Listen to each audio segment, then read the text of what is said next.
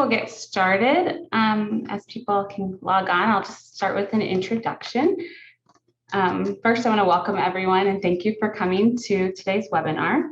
I'm Alex Lundy. I'm the Director of Programs at Wonderland. I've been with Wonderland for 4 years, and I started as a speech-language pathologist and then managed Hope Rising Clinic. And now I'm really excited to be able to work with our team of providers and staff as Director of Programs to ensure that the children in our community have access to the services they need. I want to share a little bit about Hope Rising Clinic. We serve children impacted by prenatal substance exposure, and we refer to that as PSE, which you might see throughout this presentation. And we serve children and their families. We provide comprehensive services that include occupational therapy, speech and language therapy, and mental health counseling to children from ages birth through age 12 and support for families. When we are talking about prenatal substance exposure today, we are talking about when drugs or alcohol are consumed during pregnancy. And this can be for those early weeks of pregnancy before someone finds out that they are pregnant. I want to acknowledge that this can be a really difficult subject to talk about, and that we want to encourage everyone to bring their open minds and hearts to this conversation. It's a really important topic, which is why we're having this webinar today, and we want to bring awareness and support for the families who are dealing with this. And we are really grateful that we have 2 Hope Rising Clinic parents here today who will be sharing their stories. Before we get started, I also want to acknowledge that not every person who gives birth does identify as a woman. And so we are going to do our best to use gender inclusive language. And if we do refer to a mother in this context, we mean any person that has given birth. Before we get started, I want to talk about a few housekeeping pieces. This event is being recorded, so you will have access to the links after today's webinar. And we would really like to encourage you to submit questions through the Q&A feature or the chat box. We'll be monitoring that, and we'll have time at the end to answer questions. If you have any technical issues or questions, please reach out using the chat box and someone will reach out to help. We are trying to stick to our 1 hour, so if there is a question that we don't get to, please email us and we'd be happy to answer that after the webinar. So now I'd like to introduce our panelists. First, you will hear from Akila Asakwe, who is our Behavioral Health Manager at Hope Rising Clinic. Christina, she is the mom of one of our amazing Hope Rising Clinic kiddos, and Lauren, who is another incredible Hope Rising Clinic parent. And then to end, we will hear from Jessie Crowley, who's one of our mental health therapists at Hope Rising Clinic. So great, I will hand it over to Akila now. Thank you, Alex. So I really appreciate this opportunity to present to you all. Today, I'm going to talk a little bit about the challenges and hurdles that parents who are in recovery face on a daily basis as just parenting kiddos who also are prenatally exposed. Are my slides up?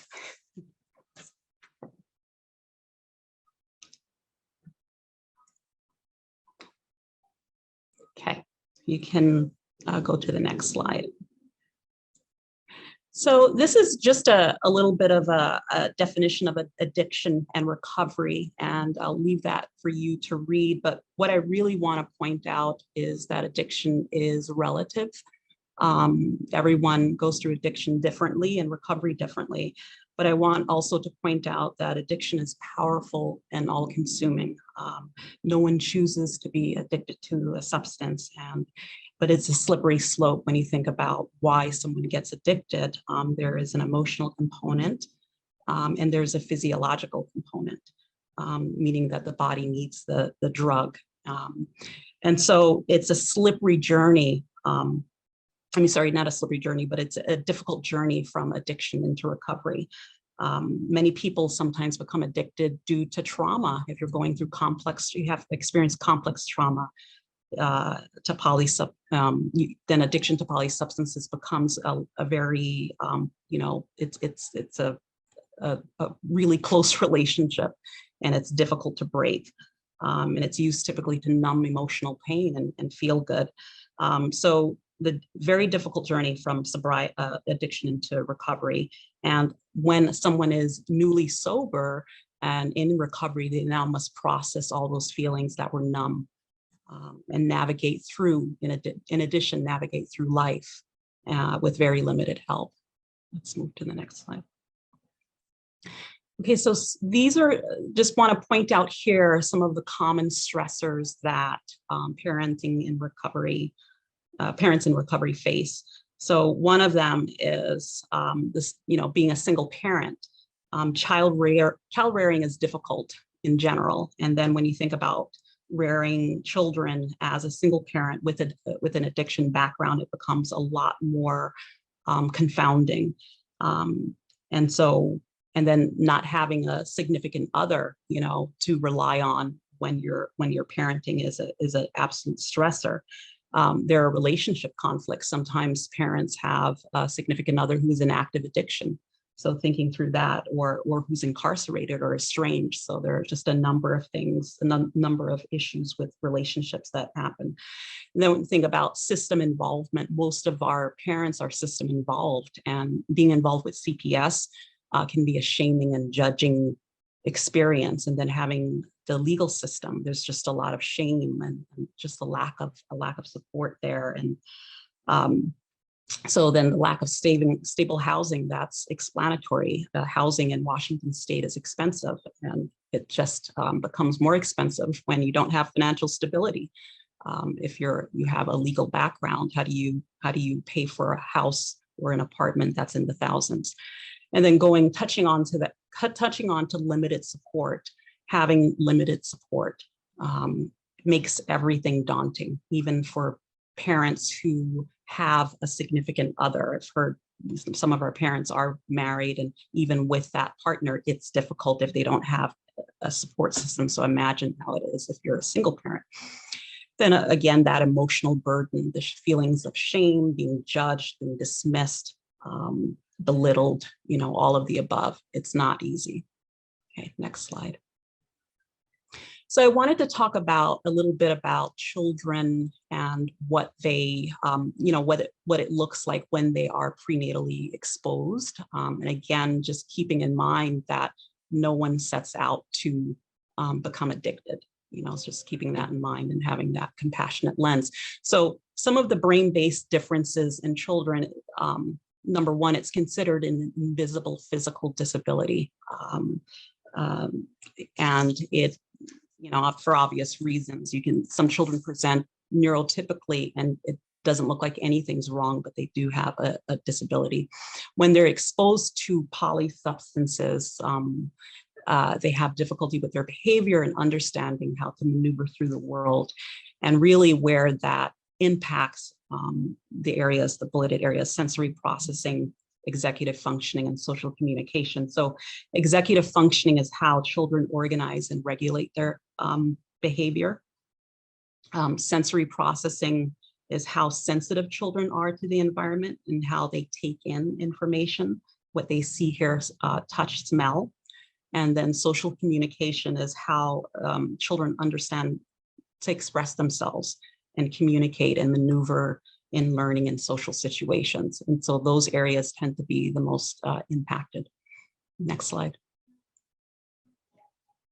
So this is just a visual of how all that I've discussed kind of plays out. So when there's prenatal alcohol or polysubstance exposure, if there's a genetic component.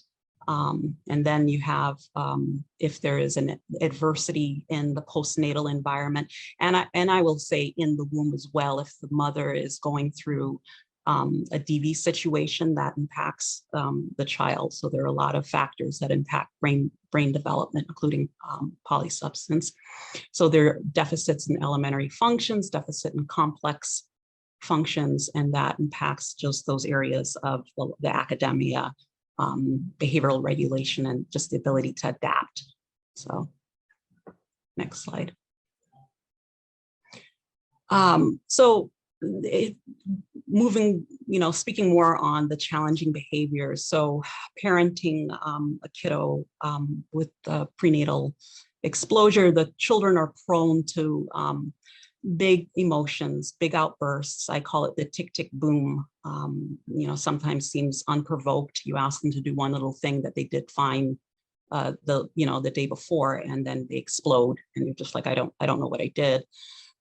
There is what's described as a cheesecloth brain, where there are memory gaps, so that inability to keep things consistent, so they may be able to carry out a task with no problem one day, and then the next day they're like, I don't know how to do this. There is difficulty with sleep and adhering to nighttime routines. With sleep, some kiddos have a deficit with melatonin, natural melatonin production. And so they have to take melatonin, and then moving to that morning routine, it's difficult. Some parents talk about, school started at 8:30. I couldn't get my child because of these big behaviors out the door until like 10 or 11. And then fixation, just fixing on things that they want. You can tell, for some kids, and I always say some because it's, again, each kid is very different. Some kids find it very difficult to, move from something that they want. So they want that candy, and parents talk about how they've been told you cannot have candy after a certain hour, and they'll go in your room and they'll see all wrappers underneath their bed. So they've taken candy and kind of hoarded it, or the fixation may play out in that, I want to go somewhere. And, you told this child, you speak to an adult before you go anywhere. And then they just take off and they elope. So, and this is all because of that impact, that prefrontal cortex. And then with that, there is confabulation and impulsive behavior. Impulsivity is something that a lot of our parents say their kids demonstrate. And that, again, that's part of that exposure. Next slide. So it just, again, speaking to parents and birth parents, there are really elevated levels, clinically elevated levels of stress. And it gets compounded if you're a single parent. Just the lack of resources available. What do you do when your child is going through, an enormous tantrum or experiencing SI, and you have other children to take care of? Who do you go to for help? And then how do you, and this tends to be put on the back burner, how do you get reprieve? Every parent needs self-care. Every parent needs to replenish their energy. And where do you get your self-care from if you don't have a support? And then thinking about how to help kiddos through all of these behaviors. It's a steep learning curve because you can't parent them in the same way you would a neurotypical kid. They have a brain-based difference, and they need accommodations in all areas, and they need advocacy. And so it's just learning how to tune to that child according to their developmental age, and not their chronological age. So that's one of the ways you would tune differently, is noticing that they have a different developmental age. They may be much younger than their chronological age, and just really understanding them in that way and accommodating them in all those areas, their sensory needs, emotional and social. So it's just, so there is a lot to contend with for parenting in recovery, and there is just thinking about how just difficult the journey to move from addiction into recovery is, and how courageous that is. And then parenting in general. I'm a parent, I know it's difficult, but just parenting a kiddo with a brain-based difference, and then not having the support. So in closing, we have children, they have beautiful strengths. We have beautiful parents, and our parents are very dedicated to their children, and they want them to thrive. And that's the most important piece I want to leave you with, is they want them to thrive. So they're really the most beneficial and helpful thing is to let go of any judgment, but just to understand that this is a, an opportunity to provide wraparound support. And that's what we do at Hope Rising, is provide wraparound support to our families. And the children do well. They do well. They benefit from the accommodations. And so that's what I want to leave you with. Thank you. Thank you, Akila. That was lovely. And I just want to acknowledge too that while we are sharing what we have researched and know about the challenges of parenting in recovery, that is not the same for every parent. And so with that, I want to hand it over to Christina, who will share her story. Thank you. All right. Hello, my name is Christina. I am a parent here at Hope Rising. Where do I start? First, I want to say thank you for inviting me to come speak to you guys and tell my truth about being a parent who has a child that's been born with being exposed during utero. My daughter, first and foremost, she is 4 years old and beautiful. You wouldn't look at her and know that she has anything wrong with her. We talked a little bit about that. But if we go back a little bit and you want to talk about where I was at, I made some poor choices, but my options were not very good. I was homeless, I was addicted, and I didn't know what way to go. I went to the ER and for a kidney infection, and the doctor walks in and tells me, "You're pregnant." I'm sorry, walked away and left me with that information, and to do with what I didn't know. I had no resources at that time, and I walked around the streets of King County for months and months, like hopeless and not knowing what to do, Googling everywhere, trying to find out what happens if you're loaded and you have this child, and what does a kid survive? Should I give up the child? It was just insane. A very dark place that I never want to go back to. So I will get to what I think we need, but I really do believe that peer support, like recovery coaches, something in the hospitals, reaching out to people in shelters and women everywhere, so that we can really hit the streets with, there is support out there, there are options out there, because some people just can't find those options. And I wish I knew what I know today. Today, I'm a program director at the Tacoma Recovery Center, and I work with people in recovery, and I try to help moms get their kids back, and I do all these things. So like, life's a little different. My clean date is 9/25/18, and I never plan on going back. I have all 3 of my children home with me after I've given them up. So I have 2 older daughters, not born to being exposed. Very normal life. I was married to the military for 5 years, had a daughter out of that, and they're great kids. I did give them away in my addiction, but they're all home now. And I can tell you that having a little one that's been pre-exposed, yeah, that's hard. That's hard. She is so busy, and she just goes. But what's so beautiful is she has this ability to copy her sisters and do what they do. She has been on a feeding tube her whole life. And so eating is a challenge for us, and we have to make it fun, and we have to do different things. And I never thought that I would paint with food or do the incredible things that Hope Rising has showed me how to, like, engage with her and show her how to do these things. And we're actually we're really excelling. She is since she's been home, she's only been home since February. Took me quite a few years to get her home. And since she's been home, she's already gained 4 pounds, and she's gotten bigger, and she's thriving at her school. I have her in a place called Multicultural Child, Family, and Hope Center here in Tacoma. And what's really cool, and what I think we need more of these, is they have so many children with her gifts, because that's what I'm gonna call them. They're not disabilities, they're her gifts. And it's really cool because she fits in. She's just like the rest of them, and that gives her that sense of belonging that she's going to really need if she's on a feeding tube in front of all these kids that don't have one. And why do I got to be different? And I don't want to explain that to my child. So we need more childcare out there as parents that have these kids, that have the ability to take these kids out. my other daycare won't take her because of her disabilities, quote unquote. So we definitely need more of those, the resources, the wraparound services. We just need more people in the streets talking about this so that there's not so much shame, guilt, and remorse. We do that enough as parents. Because if I could take it all back, I would, but I can't. So today I just have to keep moving forward. And it is a challenge as a parent with 3 daughters, all of them like me. I see you.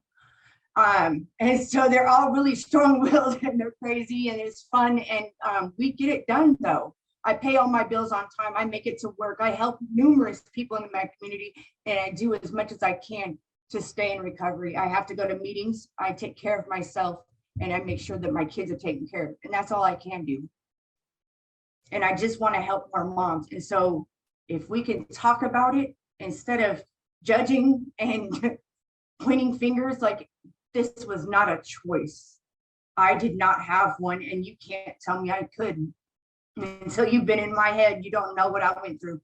Because like I said, I got 2 other kids that didn't go through this. I never thought I'd be that person. Turns out when you get hooked on painkillers because the doctor gave you too many, things go south pretty quickly. So it started off really simple. And it started off like not Christina's on drugs. It wasn't like that. It just wasn't.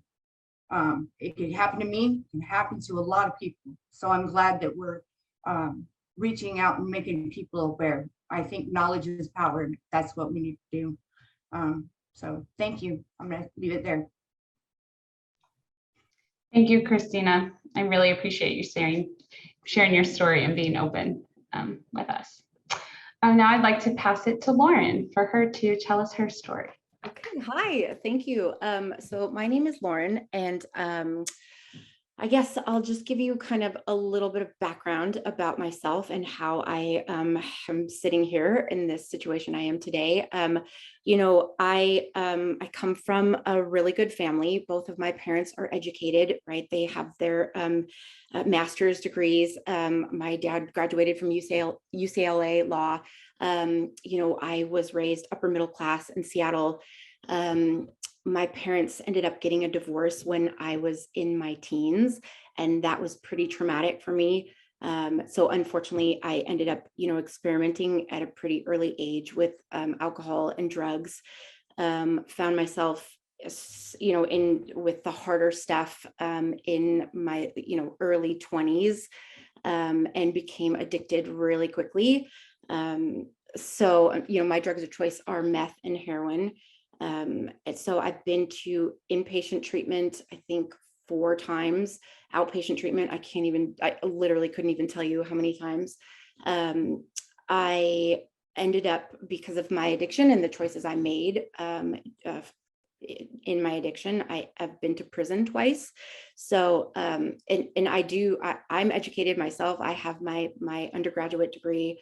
I, you know, kind of like Christina said, just like ended up getting into a really bad situation, and it quickly got out of control. You know, and especially with methamphetamines, you know, it's such a strong, it's like taking a sledgehammer, you know, to your brain. And so, you know, I have a daughter who is 17. I had her healthy, was clean and sober, was doing really well.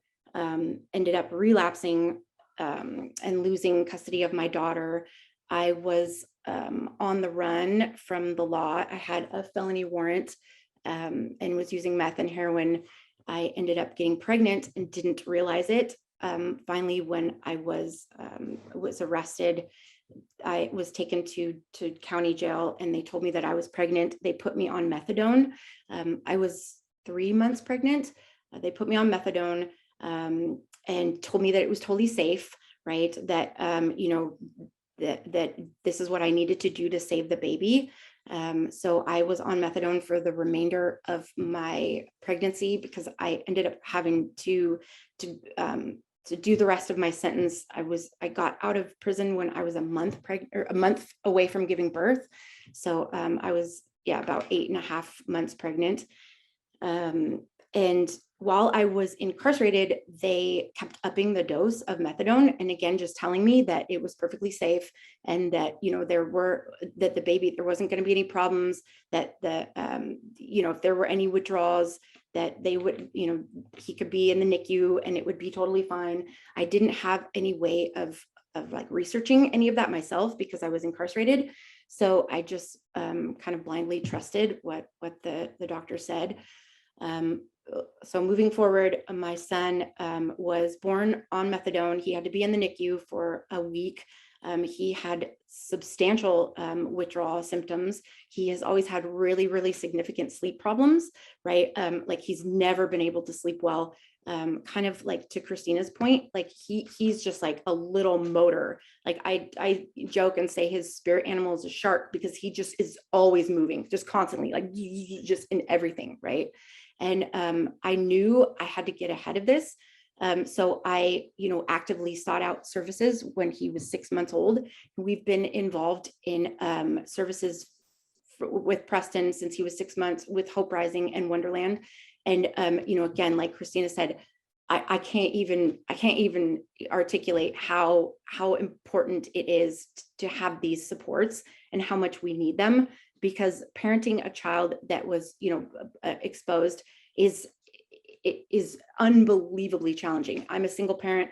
Luckily, I have support from my father. I have resources, but literally everything is a challenge, from getting him to school, to getting him dressed, to getting him fed, to, having him participate in extracurricular activities. None of that is easy. It's all a challenge. And I can't tell you, I have dozens of books that I purchased, and this stuff is, it is like someone gives you a map of San Francisco and is like, here, get to the Space Needle. Like it's really, really difficult to navigate this. And so again, with Hope Rising and Wonderland, they've always made us feel welcome. There's never been any judgment. They've always, reached out and said, how can we help to support you? We are here for you. We listen to you. We're listening to what you say. And just the feeling of being validated, right? And being heard is so important and so critical to our success. We've had the most amazing therapists, OTs, speech therapists that we've been working with for years now.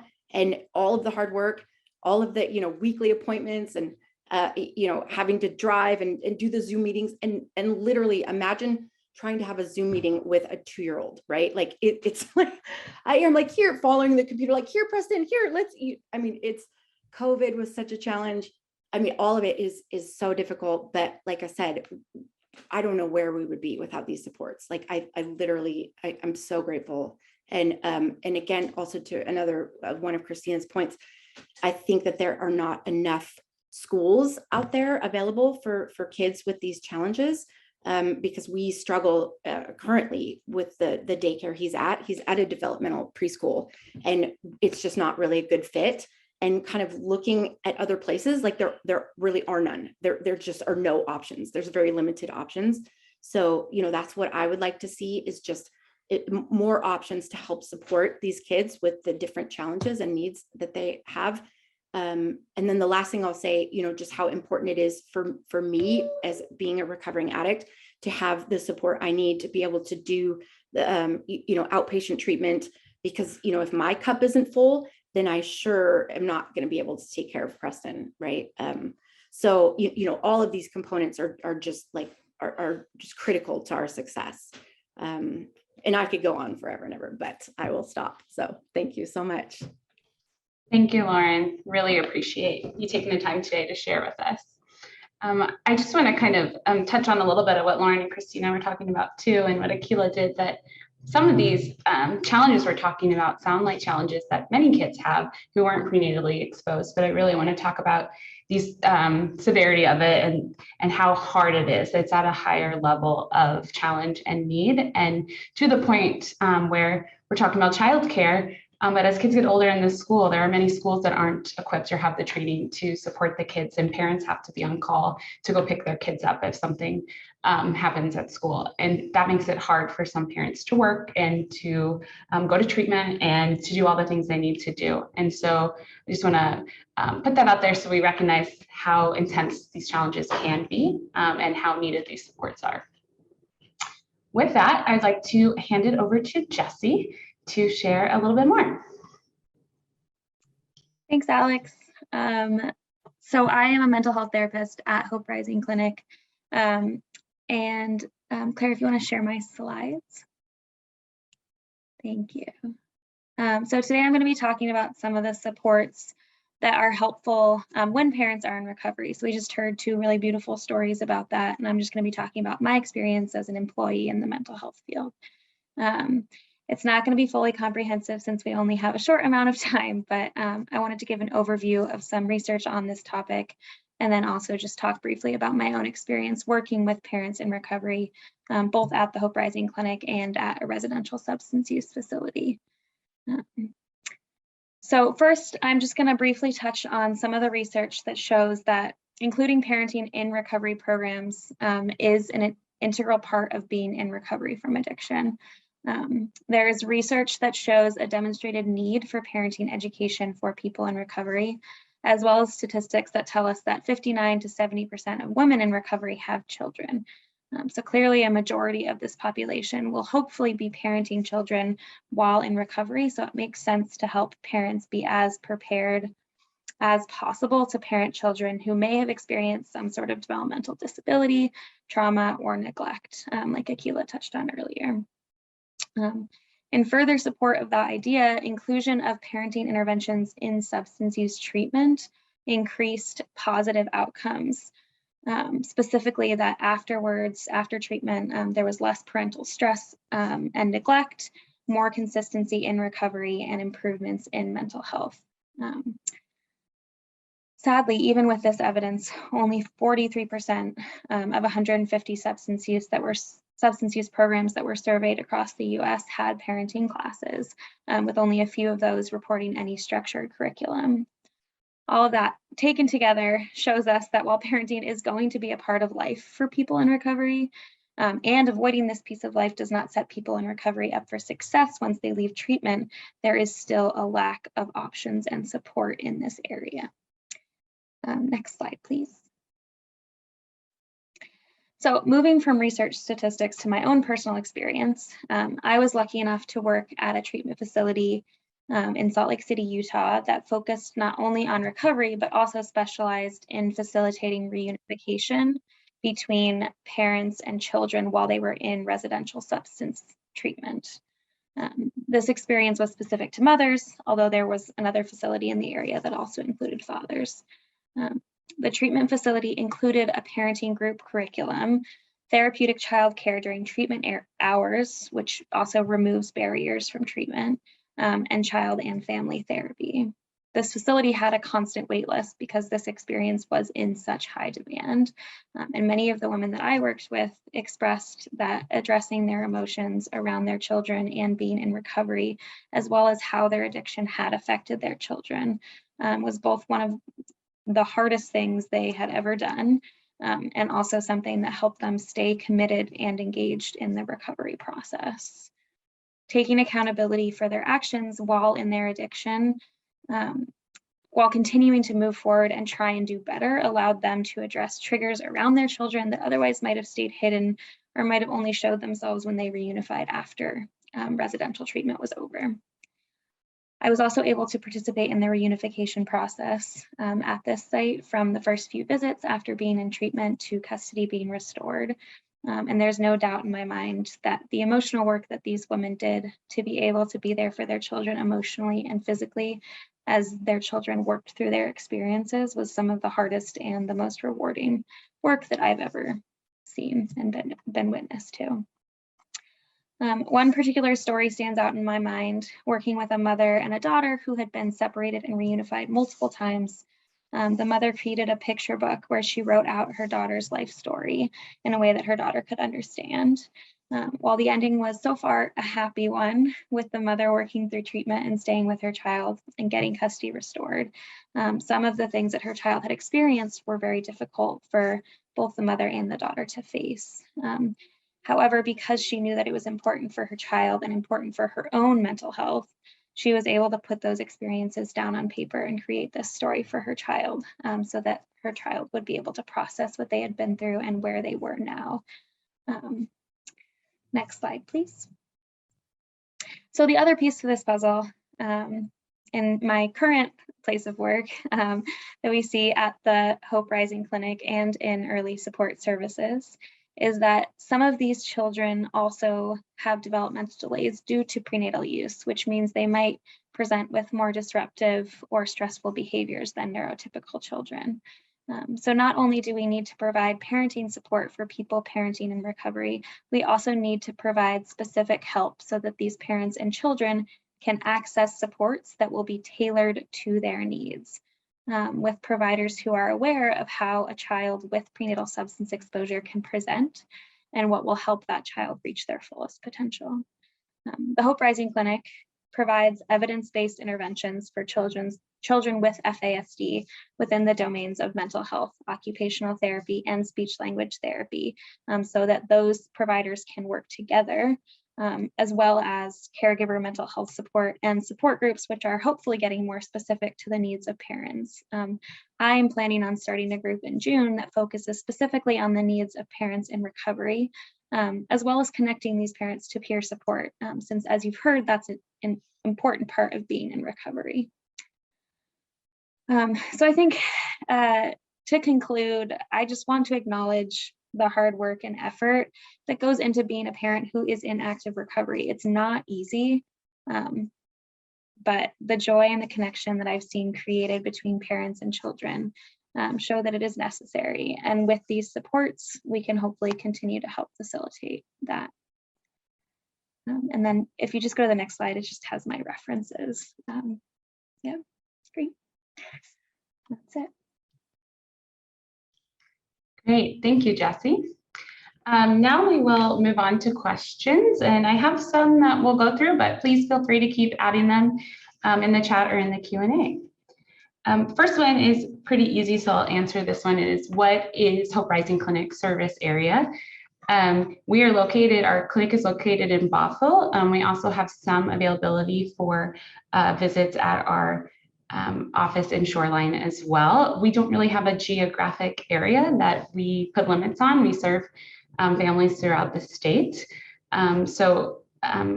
If you can come to see us, we will see you. And we also do provide some telehealth services right now and would like to continue that as long as it's insurance reimbursable and we have funding for it.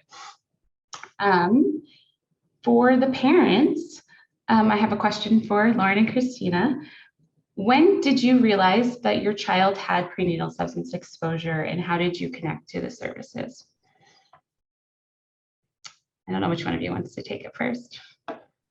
Yeah, well, so I can, so I guess, I mean, I kind of knew at a very, very early age when, like I said, when Preston was about 3 to 6 months, that something was just a little bit off. And I kept going to these providers, just like his primary care physician. And I even recorded him like sleeping, and I'm like, look at what's going on. And they're like, well, we've never seen anything like this. And I'm like, but this isn't normal. Like, this isn't right. And so it was me like knocking down the doors of like all of these different places, like, I don't know what this is. And he's not sleeping through the night. And, he's kind of like has different mannerisms or different, gestures. So like I said, it was about 3 to 6 months that I started noticing differences, I guess I should say. But I also, I mean, to be fair, I kind of was looking for them, I guess, right? I mean, I assumed that there was going to be something. So, but yeah, I would say definitely about 3 to 6 months. So pretty early is when I started noticing that there was differences.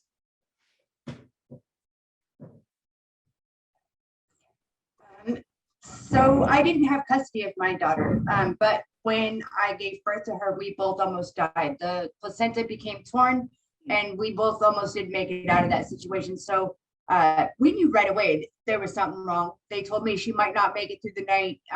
Her kidneys were shutting down. They were only at 10%. And she was on every machine you could think of. It was insane. I couldn't hold her for the first 2 weeks of her life. I was there every single day, trying to be there. And I would just pray. And it was crazy. The doctor said, she's not going to get off a ventilator. And I said, no, she's going to get off that ventilator tomorrow. And sure enough, the ventilator left the room the next day. And the next day, something else left the room. The next day, something else left the room. And that little girl fought. So we knew she was going to have a hard time at the day one. Day one was, yeah. So her whole life has been a battle. She's a little soldier.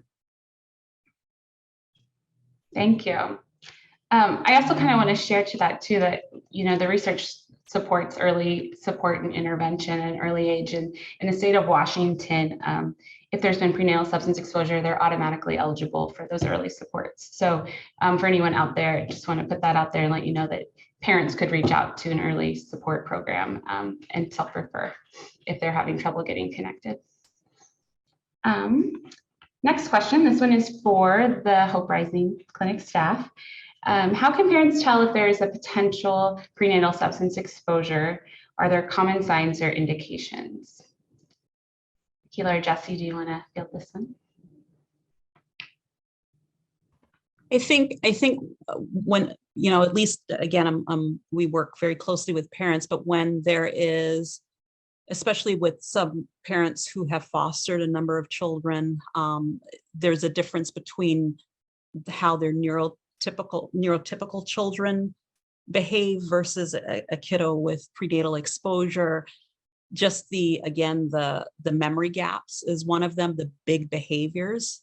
Another one, that tick, tick, boom and going, and those those explosive behaviors can go on for sometimes hours.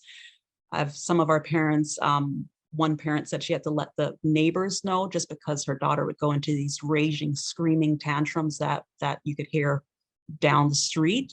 So those types of behaviors that stand out are definitely very difficult and not something that you would see for a neurotypical. And then another big piece of it is that the developmental age versus their chronological age. So a kiddo may be 7 years old and behaving emotionally the way a 4-year-old may be behaving, but that's not across every part of their life. They may do very well academically, but emotionally very young. And again, that's an indicator. Yeah, I'll add to that too, that every child is different.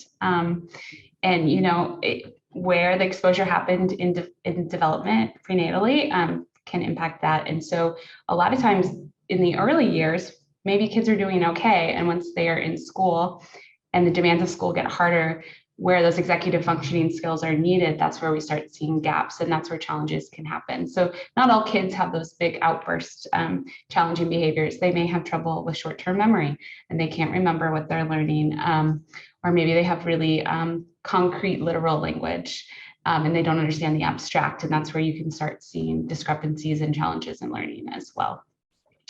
So it is a wide range, but these are the common things that we see with kids. I was just going to add, Alex, sorry, to that. I think one of the things that I hear parents talk about a lot, which is I think similar to Alex, what you were saying, is inconsistency in behaviors. So being able, to do something really well one day, and then the next day it seems like they've never done it before. And, feeling frustrated with that because it feels like the child is choosing to not do this thing that that they know how to do.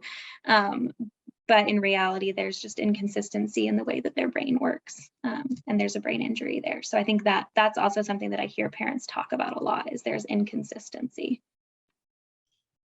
Yes, absolutely. Thanks, Jessie. For the next question, I'll see who wants to answer this, but I am working with families with infants with prenatal substance exposure who are at low risk of injury in the child welfare system. They may have exposure to MAT, medicated assisted treatment, marijuana, controlled substances used as prescribed.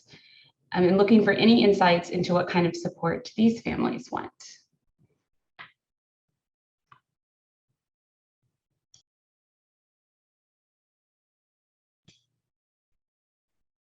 I can kind of start with it.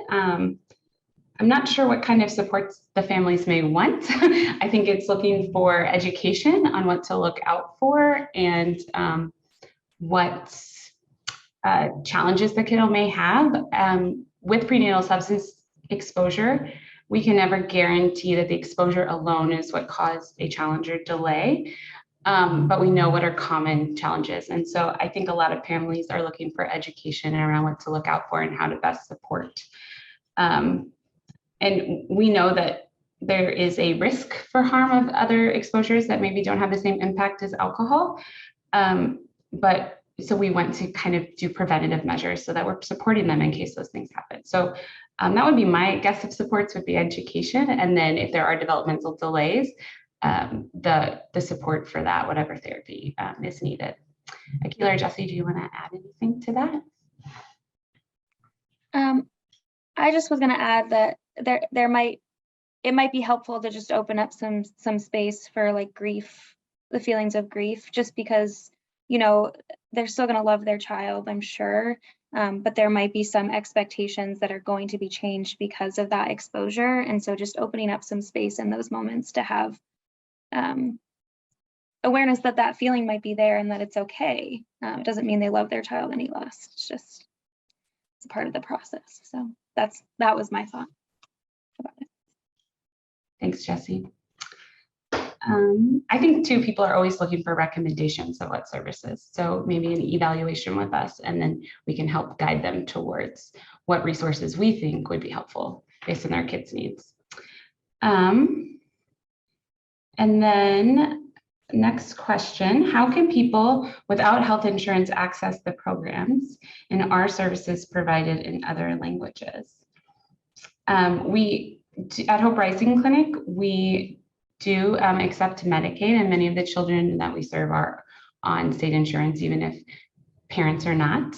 And we help, we could help connect with that if that is an issue. We also have plans to help support families to access services if finance is an issue. We never want that to be a barrier to services.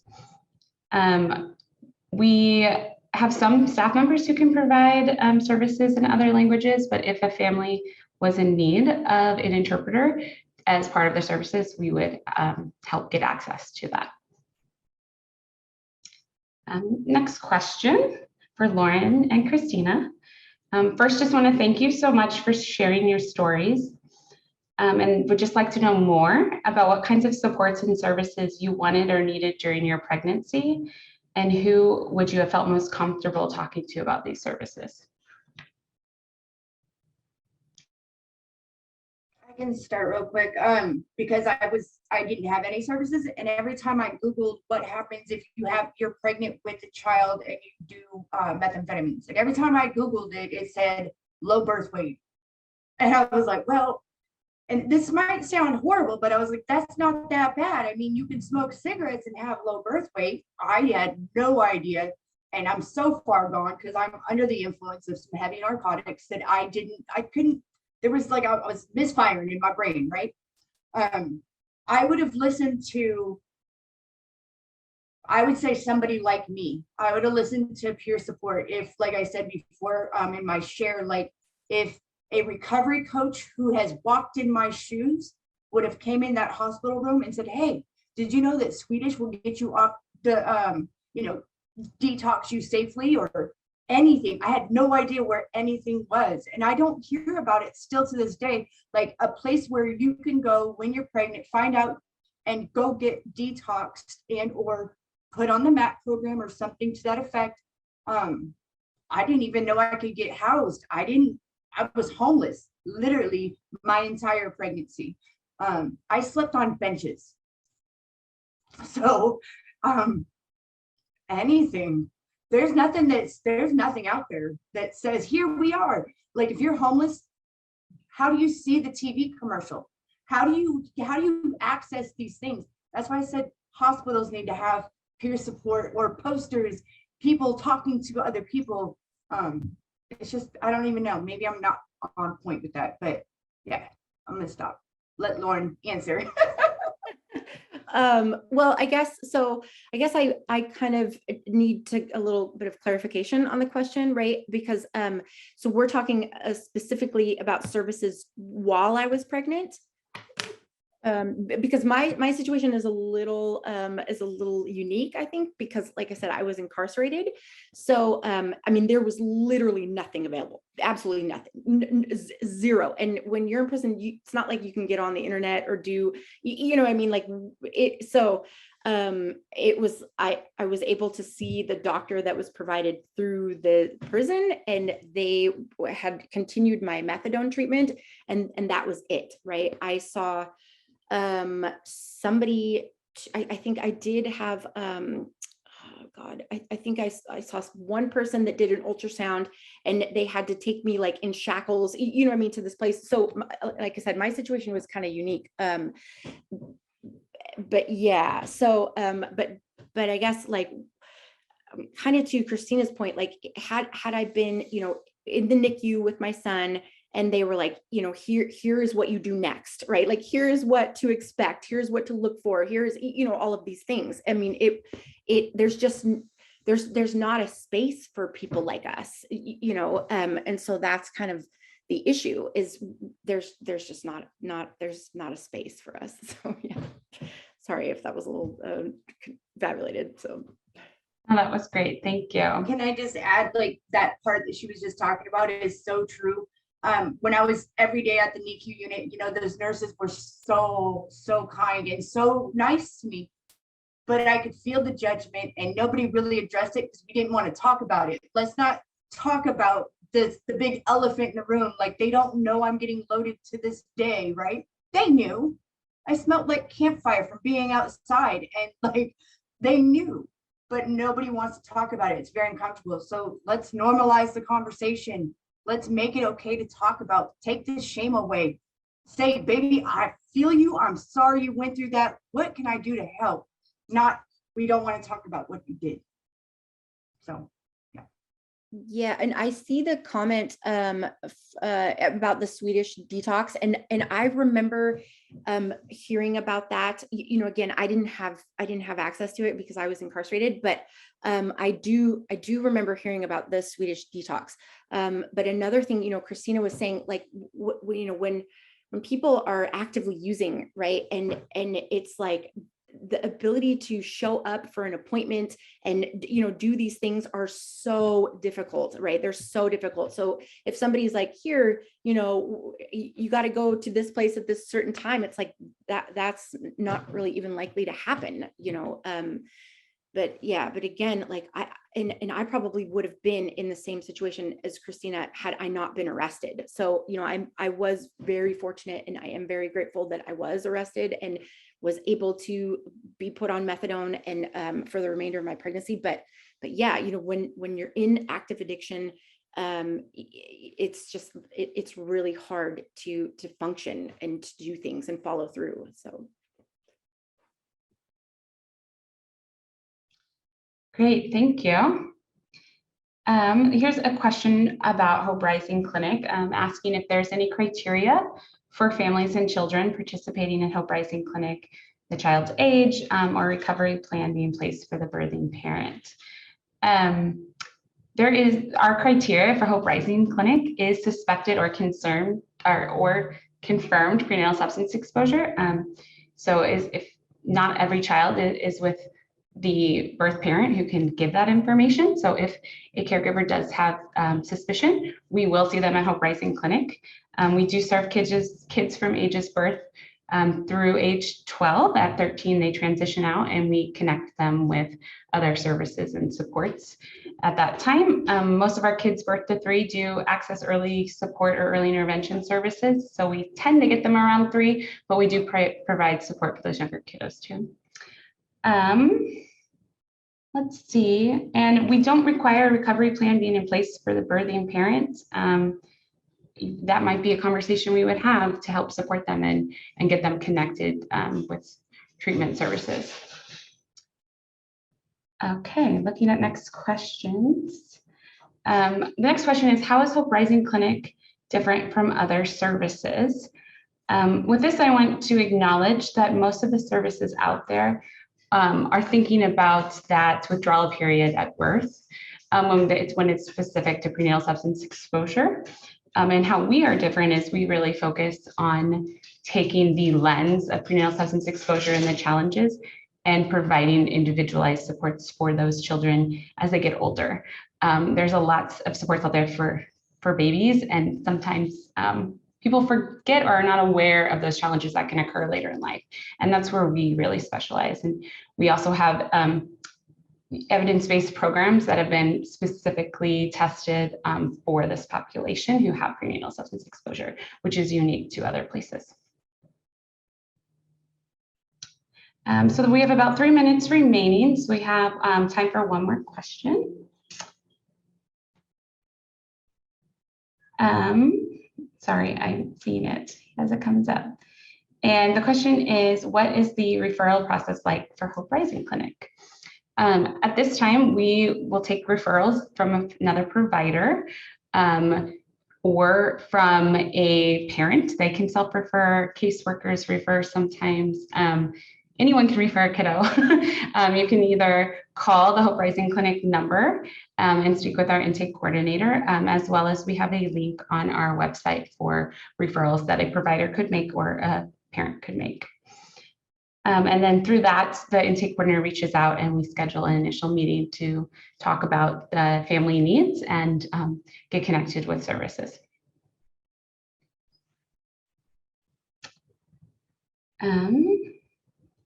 Another question, does Hope Rising Clinic have programs for dads, or do we know of something similar?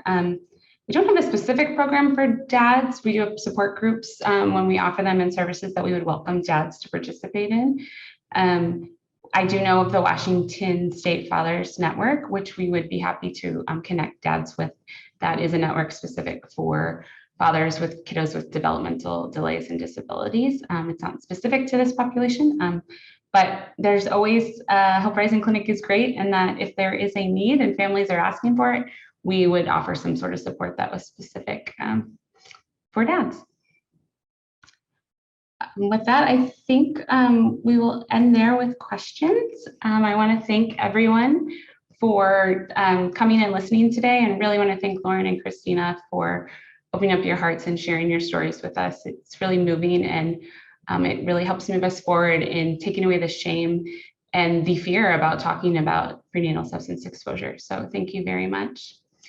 If you have any other additional questions, please feel free to email us at info@hoperisingclinic.org, and we would be happy to reach out and answer those questions. And if there are any questions that you asked in the chat, our Q&A that we didn't get to, we'll try to reach out to you.